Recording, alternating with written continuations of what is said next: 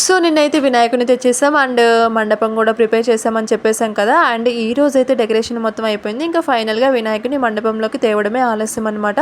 So మనమైతే ఇంకా ఇంట్లో పలహారాలన్నీ ప్రిపేర్ చేసేసుకోవాలి కదా. సో అందుకని మేమైతే ఈరోజు 11 రకాల వంటకాలు అయితే ప్రిపేర్ చేసేస్తున్నాం. దానికోసమని మధ్యాహ్నం 2 గంటల నుంచి స్టార్ట్ చేసామండి.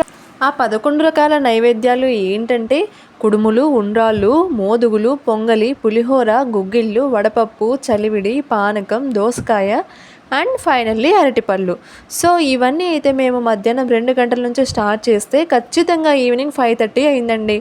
అయితే పూజారి గారు యాక్చువల్గా 5కే వస్తారని చెప్పారు. కానీ మేము రెడీ అయ్యి వెళ్ళేసరికి ఎగ్జాక్ట్గా 5:45 అయింది.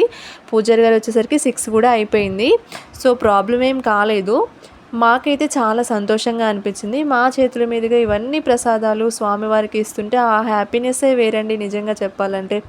సో ఏ ఆటంకం లేకుండా హ్యాపీగా పూజ కూడా కంప్లీట్ అయిపోయింది. ఆ పూజ లాంగ్ వీడియో కూడా మీకు పోస్ట్ చేస్తాను త్వరలోనే. సో అప్పటి వరకు మన ఛానల్ ఇంకా ఎవరైతే సబ్స్క్రైబ్ చేసుకోలేదో సబ్స్క్రైబ్ చేసేసుకోండి.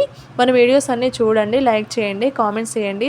సో మేమైతే ఇలా ముచ్చట్లు చెప్పుకుంటూ చాలా హ్యాపీగా ఎంజాయ్ చేసుకుంటూ చక్కగా నీట్గా మేము ప్రసాదాలు అయితే ప్రిపేర్ చేసేసాము.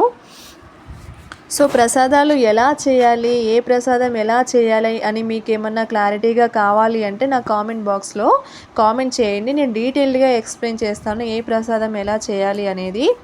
సో మీ దగ్గర వినాయకుని ఏ టైంలో పెట్టారు అండ్ పూజలు ఎలా జరిగాయి, ఏమేం ప్రసాదాలు చేశారు అనేది నా కామెంట్ సెక్షన్లో కామెంట్ చేయండి.